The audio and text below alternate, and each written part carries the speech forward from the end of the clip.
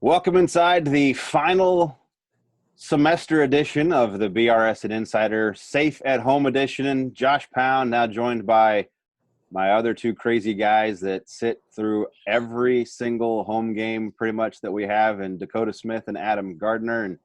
And we just kind of decided that it might be a good idea to kind of wrap this semester up. And with the three of us talking, obviously everybody sees me on screen with coaches every week when we do these things, but they don't often realize that it's not just me that's been able to keep this thing running throughout the course of this semester. It's been Adam and Dakota. Dakota has been the one putting together all the highlights. Adam and I just vote on them. And then if you've seen a lot of the feature stories and a lot of the Q&As that were posted on the website, those were all done by Adam. So we all kind of have our things that we've been doing this semester to kind of keep the ball rolling for Raven Athletics. And we just kind of wanted to get on, and I wanted to get these two guys on to kind of show you in person, put a name with a face when you've seen their stories, heard their voices on the broadcast, but so that you guys could have an opportunity to see them. We're going to just kind of roll with the punches here. We've been spitballing some different concepts, and I think the one consistent thing that we've talked about before we went on was that how this season was just a giant blur.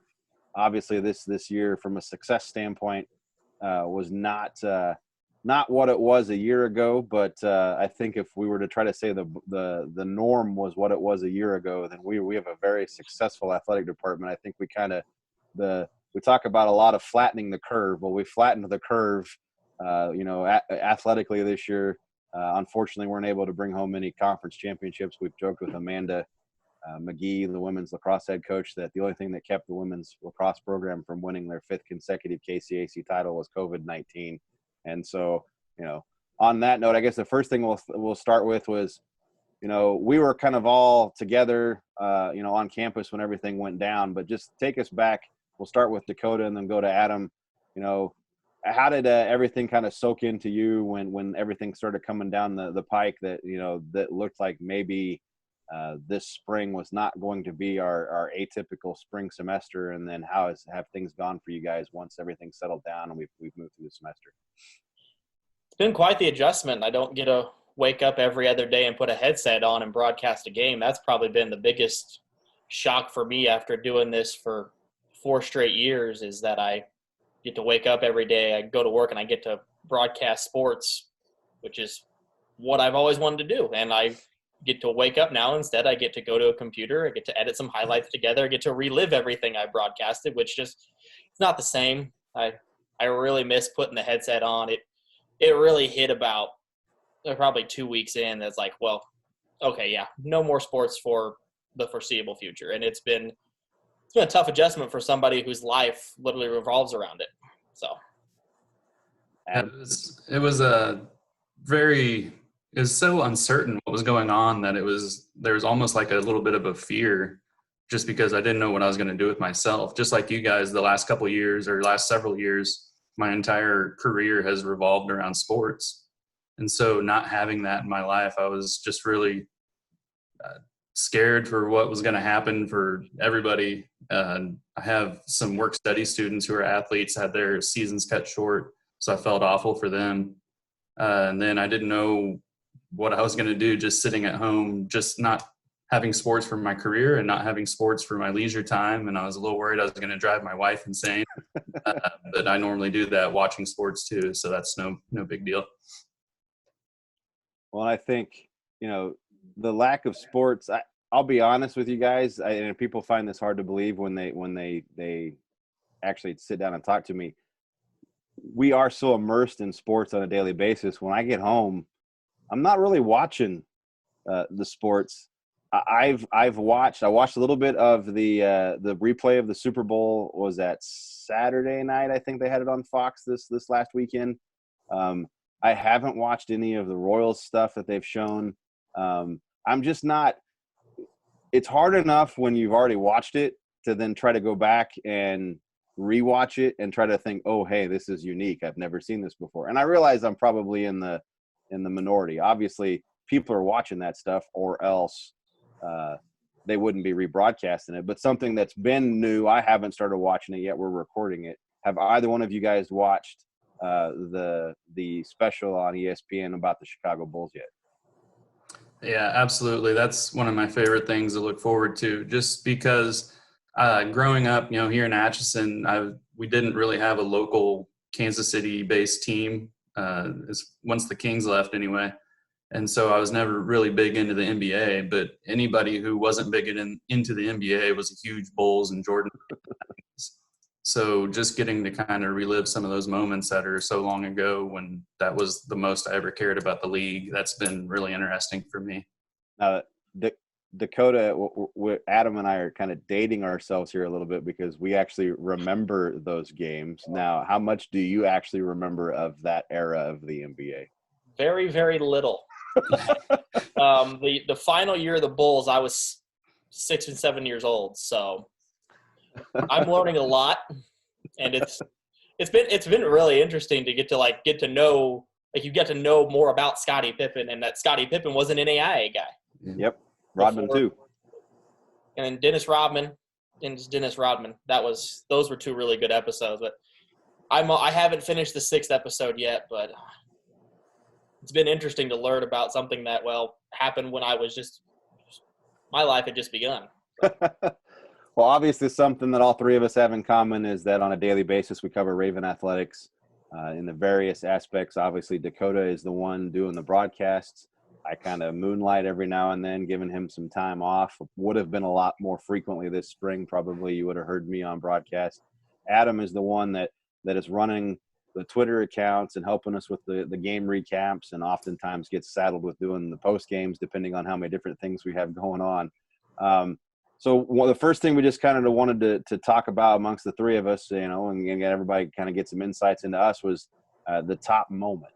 Now, obviously, when we talk, football, soccer, volleyball, basketball, wrestling, baseball, softball, lacrosse, we've had some pretty successful teams over the years. We had some pretty successful teams.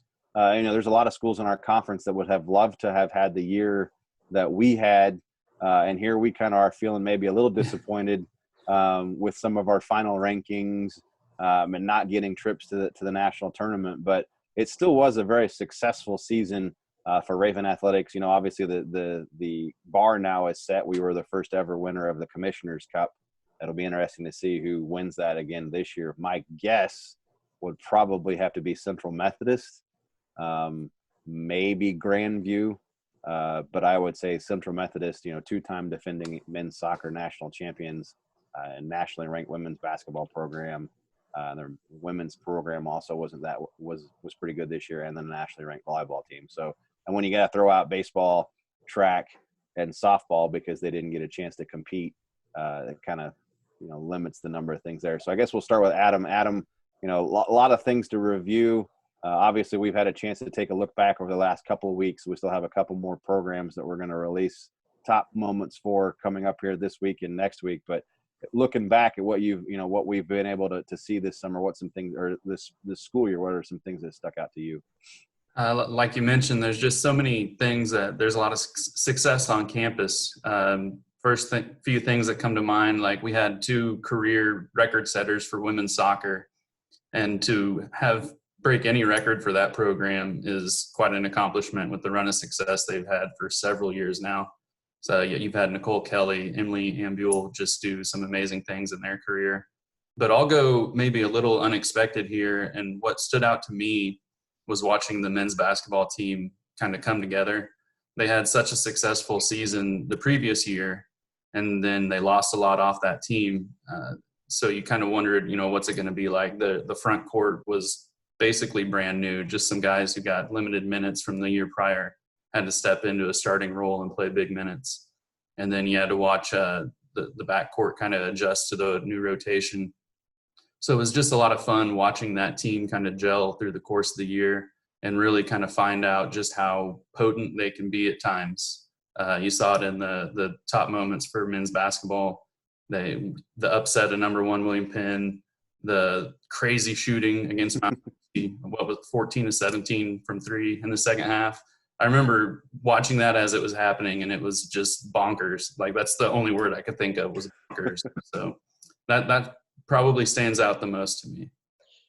That game stands out the most to me because I was running out of 3-point calls in the second half because we got up to 14, and then We got up to 12. That's when they made the substitution. Then Jacoa Kirshen hits the one from the spike line with the shot clock running down. And then you have Jake Thompson finish it off with the one in the corner. And it just that was spectacular. I go back to, like, before – I think this game even happened before students were on campus, was the Southeastern game that the women played. That was a top 10 matchup very early in the year, and it went double overtime. And that goal is ingrained in my head. That pass from Emily Ambiel to Sydney Ruth, and she just deflects it into the back of the net, and they win 4-3 in double overtime within the first 2 weeks of the year. Another record breaker. It's been great getting to watch Fleur Wesselink the last 4 years. She broke the career record for kills, and just really fun to watch. Well, and she has a outside single game kills record as well, and obviously you're on the call for stuff like that. I take me back. I can't remember. And were we aware going in, or did we not find that out until after we got done that night? We did not find out until after we were done, because I didn't have a clue. I didn't know what the record was at that point. She broke the record. I think it was early on it was late in the fourth set, and then she had 4 or 5 kills in that fifth set that finished off William Penn in 5. And well, if I have to pick I think I'm like kind of like Adam. For me, just kind of seeing how some of our teams played this year after the years that they had a year ago. It was interesting for me to see, there were a lot of expectations for the football team, and for the football team to be expected to repeat the specialness of last season. I don't know if that wasn't fair to them. And so, but they, as much as they had to overcome, and I don't even know if a lot of people realize how much the football team did have to overcome to even maintain the success that they did have this year. The defense was riddled by injuries. Mm-hmm. The star players on offense, I never know specific injuries. It's called plausible deniability for a reason. I never ask, so no one ever tells me. But Schaefer Schutz was not healthy down the stretch. Marquis Stewart, I don't think, was healthy most of the year. Charlie Neihart was not healthy most of the year. You lose guys like Dante Edwards on defense that, you think, well, he can overcome one defensive guy. Well, not necessarily. Guys like that are kind of that hybrid defensive back linebacker. To see women's soccer, women's soccer will tell you this was not a successful season for them. They were not highly ranked as they have typically been. They weren't towards the top of the conference. But to be able to see them kind of rally late and be able to clinch an opening round that obviously changed from the years of past with, getting to watch the opponent that you could potentially play and then turn around and play them the next day. That's been different. Now it's going to be, we're going to have one more season of that. And then we just found out a couple weeks ago that we're going to even change that format again for soccer to include more teams, but then less opening rounds. I don't remember the details off the top of my head, but it's going to be. So it'll be interesting to see how that plays out. Volleyball. I think volleyball for me was more successful than what their overall record indicated. The way that I gauge volleyball success is, we may not have the win-loss record that we hoped we'd have, but we have, we never got destroyed.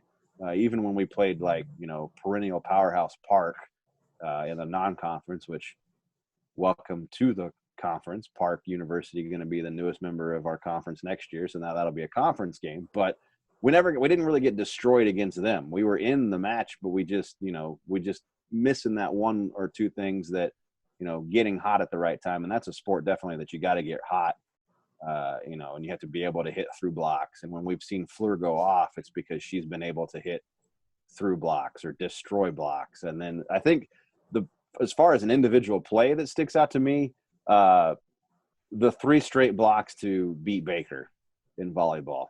And I don't, as sitting behind the stats computer in volleyball, there's a lot that I miss because I'm so focused on trying to get the play inputted correctly. But I those do stick out to me even before we watched them again in the top moments video.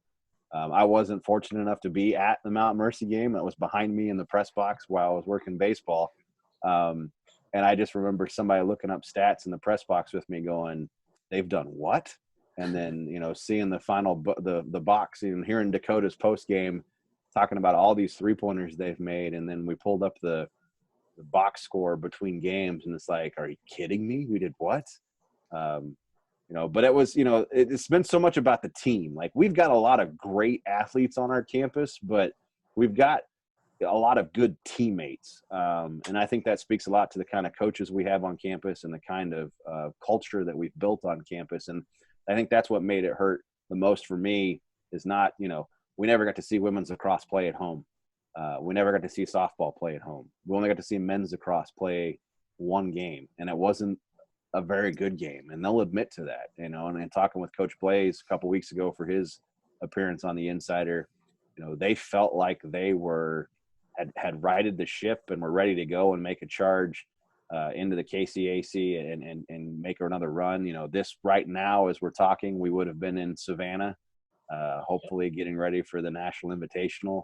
And that's, so that's, for me, it's been kind of hard to balance that. You guys experienced a lot more, I think, because of what you're doing through the course of the game than, me, who sometimes is doing the stats or sometimes running all over the place.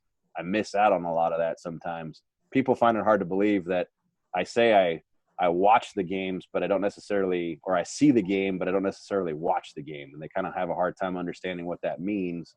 But until you've sat, Adam sat with me a couple times, Dakota sat with me, never had done it before and helped me a couple years ago spot a volleyball game at MNU when we were filling in for Chad.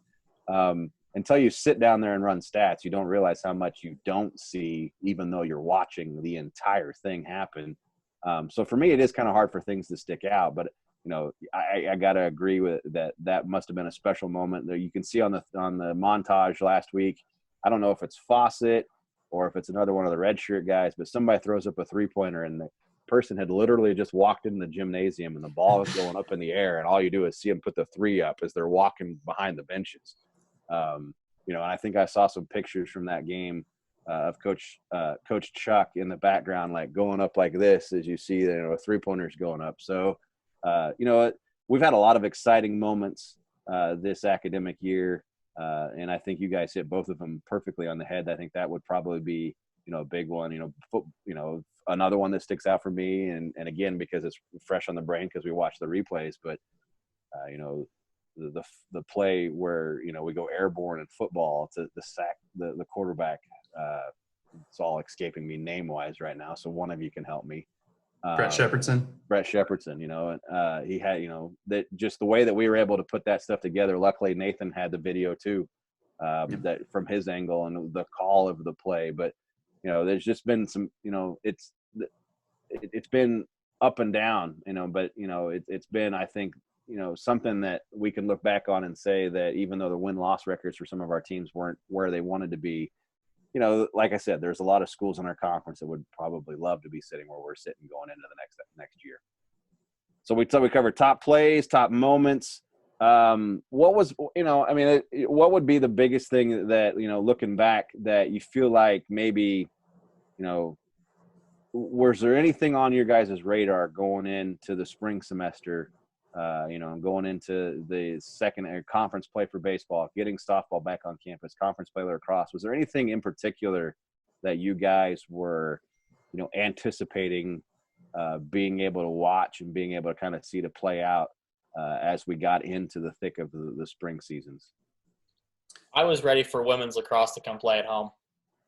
Even though they had dropped those 2 games to top 5 teams, but those were long trips. You open with SCAD in a national championship rematch. I was ready to watch them again because that's a special group.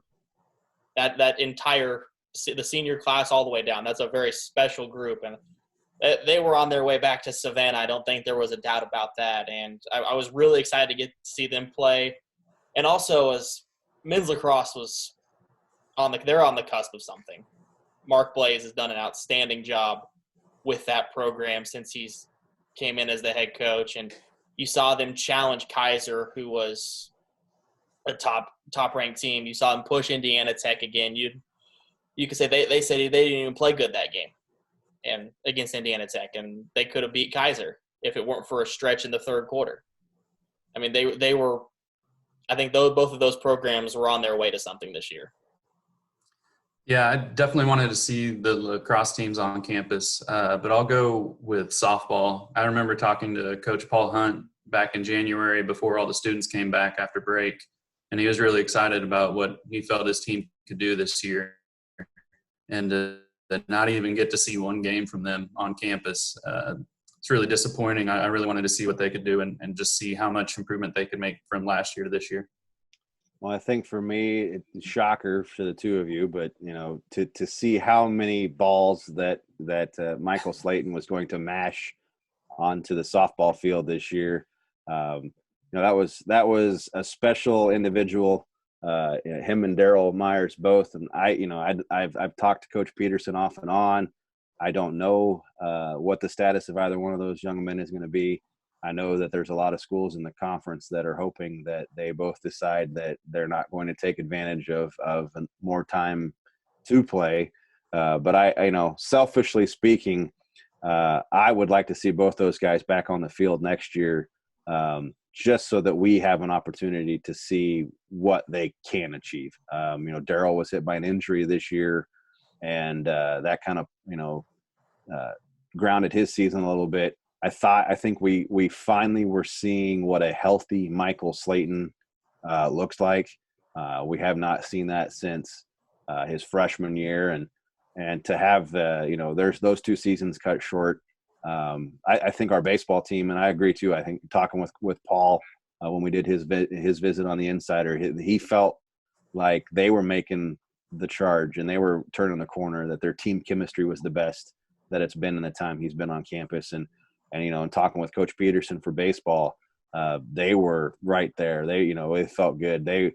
We were one bad pitch away from walking away from Olathe with a split over two, or a split on the final day, or a sweep on the final day. And the wind carries and it's changed, and that whole scenario was just weird because we're getting ready to start game one of the doubleheader on Saturday as the word's coming down from the conference that everything has been suspended. So, of course, we had to go down and let the coaches know that, okay, that's everything after today. Like, we're here, we're going to play, we're going to see how things played out. So that's one of the things that sticks out in my mind is just looking at those two coaches like, what's going to happen. And it's been kind of difficult. This last week was supposed to be a week that we were supposed to be in Ozarks. It has been for a while. I think I was looking back, and since 2010, this was only the second time that I've not been at a conference baseball tournament. And so I'm not, it's been kind of interesting to see how everybody else kind of, I've met with other SIDs, and they're all kind of getting along. We've done what we can. I think we've done a really good job to get things on the website to keep people entertained. Adam's written some great feature stories. Dakota's, nobody realizes how much time it takes to edit together. We only showed for everybody, for the most part, 5 clips, but how long it takes to be able to go dig through all the hours and hours and hours of footage that we have to put those together. And I think it's worth noting that, that's takes a lot of time to do that. I guess we're getting the thing here saying that we're getting close to our time period as far as what we can do here on Zoom. So I think the final thing I'd like to hear, obviously we got the summer months are coming up. Things are kind of starting to, I hate using new normal because I don't think we know what our new normal is going to be yet. We're starting to turn our attention to the fall, this semester, but obviously summertime is a time for everybody to kind of unwind and kind of recharge and get ready for the year. What kinds of thing, once everything kind of starts to open back up, what kind of plans do you guys have to kind of unwind and get recharged for the next semester? So one of the things I look forward to the most in the summer, and hopefully we get to experience that this summer, are the day-long golf tournaments. Number one, just enjoy being out on the course. It's, beautiful out there and everything. Number two, when you're playing a scramble, you're always hitting a good ball, and it always makes me feel really good about my game because it feels like I did that all, even though maybe I get 25% of my shots used. But that's what I'm really looking forward to. I don't know what I'm going to do for 2 months. I don't know. I've never not in my life not worked for 2 months. This is going to be a culture shock for me after next week that I don't have to open up my computer and do anything. So golf is on the brain. I'm going to go home, spend some time with family. That's probably much needed after all of this has gone on. I distinctly remember going home, and my little brother plays 1A basketball in the state of Kansas. They were sitting pretty in the semifinals. They thinking they were the best team and they were going to win a state title. And all of this happened. I get a phone call from my little brother in tears because they didn't get to play for a state championship. And it'll be good to go spend some time with him, see all my siblings, and just get to unwind a little bit and kind of recharge after these crazy last 2 months that we've been through. Well, I'd like to think that I'm going to get a chance to watch some of my boys play baseball, but I just don't know if that's going to be a possibility right now. So I'd imagine probably that I've got some golf in my future as well. I went out last week, was able to get a round in the swamp because Village Greens over in Ozaki had gotten 2.5 inches of rain in the last 36 hours. Nobody bothered to tell me that. And on the one day that my drives were down the fairway, that was the worst place to be because it was the wettest part of the golf course. So that was a fun experience. But I've been doing a lot of stuff around the yard that I don't necessarily ever get to do this time of year because, we're busy and things don't happen on the weekends.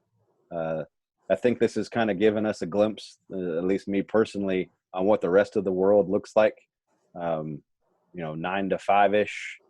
Monday through Friday-ish, and then actually being able to kind of unplug and not worry about what's going on around, Raven Athletics through the course of a Saturday and Sunday, even if we're not on campus. Usually we're monitoring things that are off campus. So I would imagine that my next couple of months will look a lot like the last couple of months have done.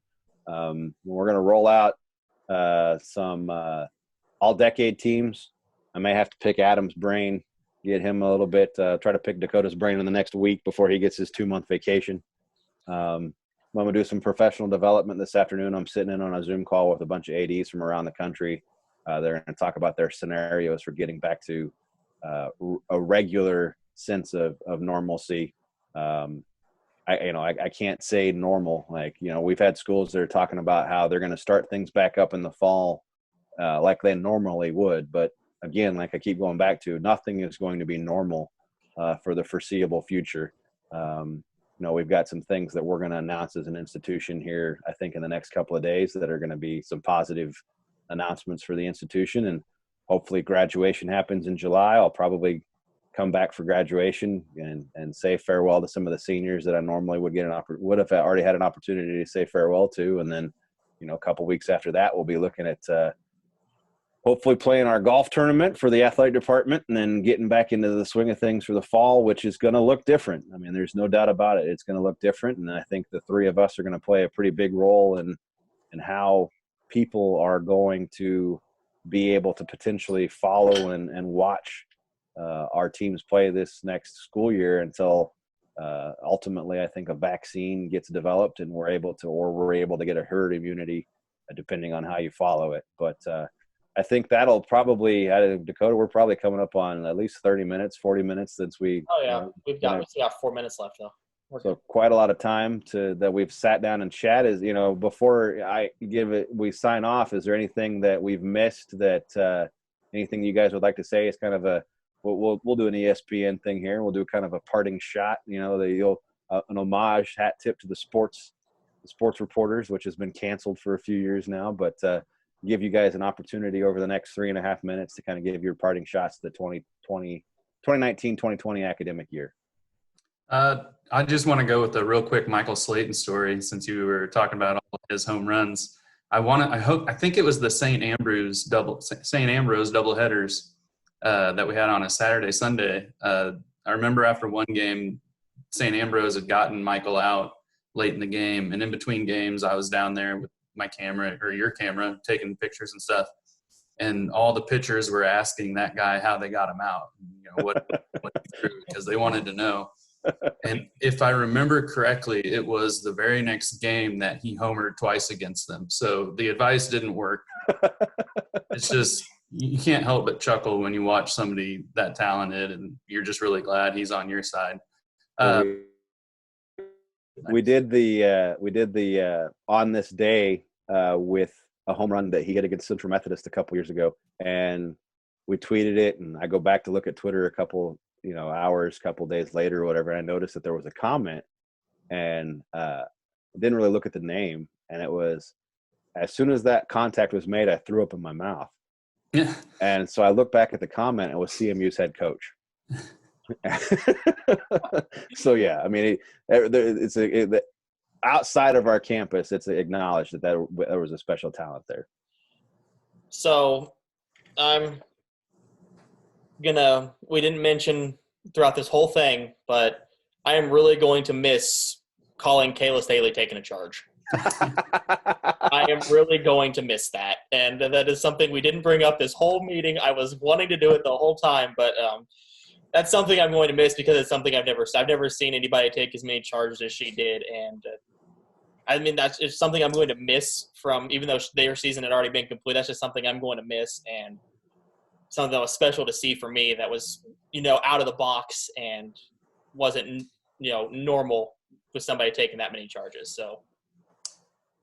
All right. Well, thank you, gentlemen. That's the final Safe at Home edition of the BRSN Insider. We hope you've enjoyed taking a look at some of our coaches and getting to know them a little bit more. And then obviously this last one here of Adam and Dakota and I sharing our thoughts on this final season or final episode of this last season. And might get to do some more this summer. I'm thinking about doing some Where Are They Now? Is catching up with some alumni.